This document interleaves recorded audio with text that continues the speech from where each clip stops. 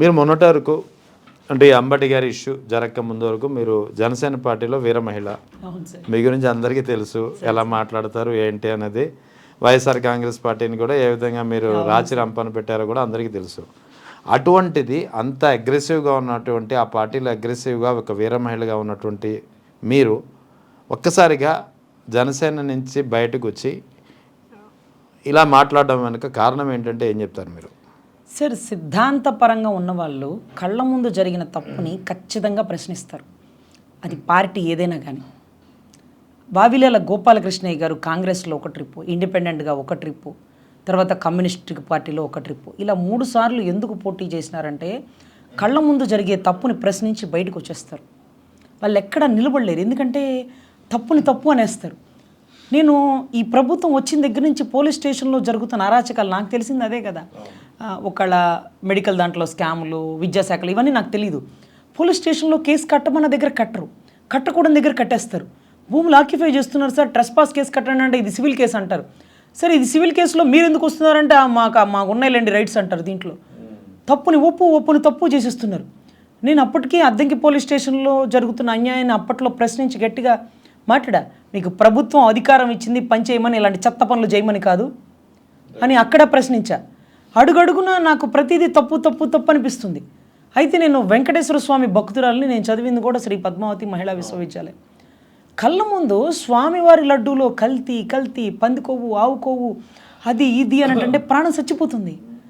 పంది కొవ్వు,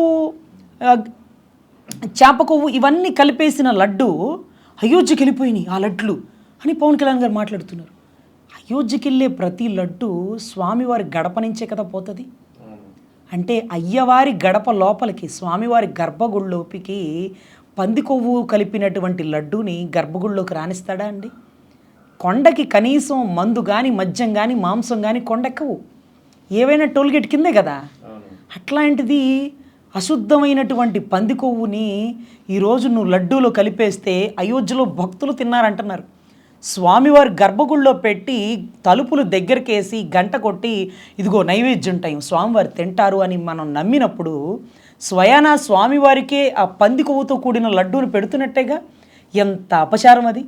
ఒకవేళ తప్పు జరిగితే 3వ కంటికి తెలియకుండా వాళ్ళని కస్టడీలోకి తీసుకోవాలా, వాళ్ళ మీద చర్యలు తీసుకోవాలా. నువ్వు ఎలక్షన్ ప్రచారం కోసం 7 కొండలు కాదు 2 కొండలు పంది కొవ్వులో కలుపు కలిగింది జగనే. అరే, ప్రభుత్వంలో మనం ఉండి ఇంకా కూడా జగన్ని తిట్టడం ఏంటో నాకు అర్థం కాలా. అరే, నువ్వు ప్రభుత్వంలో ఉన్నావు, నువ్వు నిర్ణయం తీసుకో. ఈ లడ్డు కల్తీలో పంది కొవ్వు జగనే కలిపితే అరెస్ట్ చేసి పడి, ఎవరు కలిపితే వాళ్ళని అరెస్ట్ చేయి. బొమ్మన కరుణాకర్ రెడ్డిని అరెస్ట్ చేయి, ఎవరినైతే మాకెందుకు. రవి సుబ్బారెడ్డి నీతి లోపలై ఏమవుతుంది? స్వామివారికి అపచారం కలిగిన వాడు ఎంతటి వాడైనా సరే వాడు దాసోహం దాసే కదా. ఒక్కళ్ళని ఎత్తి లోపలేడు, లడ్డూలో పంది కొవ్వు అంటాడు, ఆ కొవ్వు అంటాడు. అసలు కనీసం సుప్రీంకోర్టు, హైకోర్టులో వెళ్ళిన ఎంతమంది అడ్వకేట్లు, రజనీ మాకు అప్పట్లో లడ్డూలు తెచ్చినాం, ఈ డేట్ తర్వాతే కదా. అవును మేడం, ఏంటమ్మా మేము శుద్ధ బ్రాహ్మణులమై, కనీసం సారికి తెలియకుండా ఒక కేకులో అదేదో కలిసింది, గుడ్డు కలిసిందనే ఆయన ఎన్నో రోజులు ప్రక్షాళన చేసుకుంటూ ఉన్నారు, చాలా రోజులు ఉపవాసాలు కూడా ఉన్నారమ్మా, ఏంటి అది నిజమా కాదా అని ఢిల్లీ నుంచి ఎంత పెద్ద వాళ్ళు బ్రాహ్మణులు ఫోన్లు చేసినారు. జంజాల రవిశంకర్ గారితో పాటు అంతకుముందు ఆయన దగ్గర కొంచెం వర్క్ చేసేదని అక్కడ ఉండేటటువంటి బ్రాహ్మణులు ఏంటిది అంటే ఆశ్చర్యం అనిపించింది.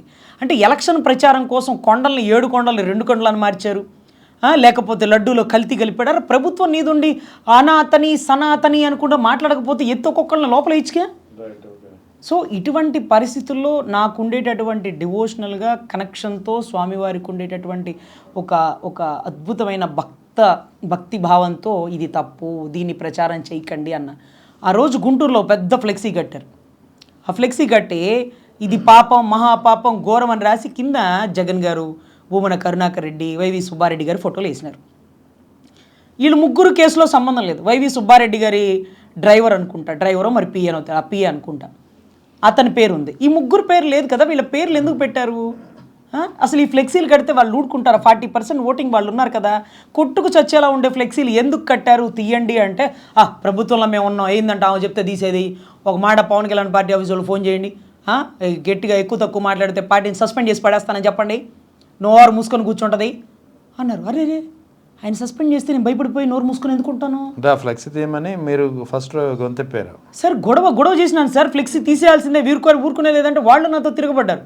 నేను చెప్పినాను అప్పుడు 10 రోజుల్లో ఫ్లెక్సీ తీపించకపోతే అప్పుడు చెప్పండి, గొడవలు అవుతాయి అంటే మీరు వినరేంటి అని అంటే, ఈలోపే అంబటి రాంబాబు గారు వీళ్ళందరూ ఏదో వాయిస్ ఇచ్చేసి ఆయన ఫ్లెక్సీ కాడ గొడవ అయ్యి చించేసి గొడవ అంతగా అసలు ఫ్లెక్సీని తాకలా, కర్రలు పట్టుకొని ఫ్లెక్సీ కాడ వీళ్ళు కాపలా ఉన్నారు. అప్పుడు ఇక కోపం వచ్చి సరే మీరు అలా కర్రలు పట్టుకోవడం ఎంత తప్పు, అతను గౌరవ నారా చంద్రబాబు నాయుడు గారిని అలా అనడం తప్పు, అన్న క్షమాపణ చెప్పినా తప్పే అని మీరు భావిస్తే కస్టడీలోకి తీసుకోండి, అరెస్ట్ చేయండి, జైల్లో పెట్టండి. ఇళ్ల మీద 7:30 గంటలు ఆపకుండా దాడి చేస్తే అది నాన్ బెయిలబుల్ అఫెన్స్. అటువంటి టైంలో ఒక 2 గంటలు 3 గంటలు ఒక ఏరియాని మనం కంట్రోల్ చేయలేకపోతే 144 సెక్షన్ అమల్లోకి వచ్చేస్తుంది. ఇంత విధ్వంసం గుంటూరు నడిబొడ్డులో జరుగుతుంటే అసలు లాండ్ ఆర్డర్ ఏమైపోయింది, అప్పటికప్పుడు పోలీసులు ఎందుకు రాలేకపోయారు, ఎందుకు ఇంకా కూడా విజువల్లో ఎమ్మెల్యే గారి భర్త గారు, అక్కడ ఉండే కార్పొరేటర్లు, డాక్టర్లు వీళ్ళందరూ కూడా రాళ్ళు వేయడం, కుండీలు పగలగొట్టడం, తగలపెట్టడం, కార్ని నిప్పు పెట్టడం, ఎంత వైలెన్స్ సార్. ఈ రోజుకి ఆ ఇల్లు తగలపెట్టిన వాళ్ళందరూ నా కళ్ళ ముందే తిరుగుతున్నారు, కనీసం వాళ్ళని అరెస్ట్ చేయలేదు. బెయిల్ కూడా రాకుండా ఆ ఏరియాకి సంబంధించిన ఎమ్మెల్యే అసెంబ్లీ సమావేశాల్లో పాల్గొన్నారు. సో ఇవన్నీ కళ్ళ ముందు జరుగుతున్న తప్పుని ప్రశ్నిస్తుంటే, ప్రశ్నించాలా ఓన్లీ జగన్ గారినే, ప్రశ్నించకూడదు వాళ్ళని. దీనివల్ల ప్రభుత్వానికి చెడ్డ పేరు వస్తుందంట మనం ప్రశ్నిస్తే. అదే మనం ప్రశ్నించకపోయినా వాళ్ళు ప్రశ్నిస్తారు కదా, మనలో తప్పులు ఏమైనా ఉంటే మన వాళ్ళు ఎవరైనా చెప్పారనుకోండి, దాన్ని రెక్టిఫై చేసుకుంటే సరిపోను కదా. కానీ ఎంత దారుణం అంటే ఆ మాట మాట్లాడిన దగ్గర నుంచి TDP social media, Janasena social media బూతులు పెట్టి ట్రోలింగ్, జగన్ గారు కొనేసినారు, కోట్లకు అమ్ముడుపోయింది, అంత ఇచ్చినారు, ఇంత ఇచ్చినారు. ఈ రోజుకి నేను ఒక్క రూపాయి కానీ కనీసం ఇంతవరకు నేను జగన్ గారిని కలవడం కానీ, ఈ రోజుకి నేను ఒక్క బొత్స గారిని తప్ప ఎవరిని కలవలేదు సార్. ఒక బొత్స సత్యనారాయణ గారిని మాత్రం నేనే స్వయంగా వెళ్ళి కలిసిన. ఆయన అనారోగ్యంగా ఉన్నాక ఆయన పలకరించాలని చెప్పి వెళ్ళి కలిసిన. ఈరోజు ముద్రగడ పద్మనాభం గారిని వెళ్ళి చూసి వచ్చిన. అంతేగాని నేను ఏ నాయకుడికి దగ్గరికి వెళ్ళలేదు సార్. ఎందుకంటే ఆయనకి బాగలేదు, అప్పుడు ఈయనకి బాగలేదు. బాగలేనిది అనేది ఎవరికి తెలుస్తుంది? బాగలేని వాళ్ళకి తెలుస్తుంది. నేను అనారోగ్యంతో చావు బతుకుల మధ్య నేను అనుభవించినటువంటి పరిస్థితి నేను మీడియాలో ఎలా అయితే చెప్పానో, చెప్పుకోవాల్సి వచ్చినప్పుడు చెప్పాను. ఇప్పుడు ఎవరికి బాగలేదన్నా నేను చూసి వస్తా, ఎవరికి కేసు లేదన్న ఇబ్బంది అయినా నేను వెళ్తాను, కానీ లేకపోతే సన్మానాలకో పొగడతలకో వెళ్ళను. ఇవాళ రోజు నాకు ముద్రగడ పద్మనాభం గారి గురించి తెలిసాక నేను ఒక్కటే నిర్ణయించుకున్నా, ఎప్పుడు మన చేయి పైనే ఉండాలి. మనం ఎప్పుడు ఏది అడగకూడదు. అడగకుండా భగవంతుడు మనకిస్తే తీసుకోవాలి. అంతేకాని మనంతట మనం ఈ పదవి కావాలి, ఇక్కడ ఉండాలి, ఇలా చెయ్యాలి, ఇవేమీ వద్దు. అలా ఫాలో అవ్వడం చాలా కష్టం సార్. కానీ ప్రయత్నించడంలో తప్పులేదుగా. అసలు చార్టెడ్ ఫ్లైట్ వచ్చి నీకు ఆక్సిజన్ పెట్టి నీకేమన్నా ఇద్దని చలమలశెట్టి సునీలో జగన్ రెడ్డి గారు ఓపెన్గా పంపిస్తే నువ్వు తిరస్కరించినావంటే ఏమిరా స్వామి? పోలవరం రైతులకి, నిర్వాసితులకి భూములు ఇవ్వలేదు, నష్టపరిహారం కట్టలేదు అని చెప్పి నువ్వు రివాల్వర్ పెట్టి నీ కుటుంబ సభ్యులు నువ్వు షూట్ చేసేసుకుంటానన్నావంటే ఏమి ధైర్యం రా స్వామి? కాపుల ఉద్యమం కోసం, రిజర్వేషన్ కోసం పోరాడి చంద్రబాబు గారికి శత్రువు అయిపోతే ఎవరి కోసం నువ్వు పోరాడుతున్నట్టు? పదవుల కోసమా, డబ్బు కోసమా, ప్రాముఖ్యత కోసమా? ప్రజల కోసం. ఇలాంటి వ్యక్తి మళ్ళీ రంగా గారి తర్వాత మేము ముద్రగడ గారిని కోల్పోవడానికి ఊరుకోము, మా జాతి బిడ్డ అని గర్జించినటువంటి దాసనారాయణరావు గారు, గతంలో రంగా గారు, ముద్రగడ పద్మనాభం గారు, ఇలాంటి వాళ్ళు మాత్రమే ఆదర్శం సార్.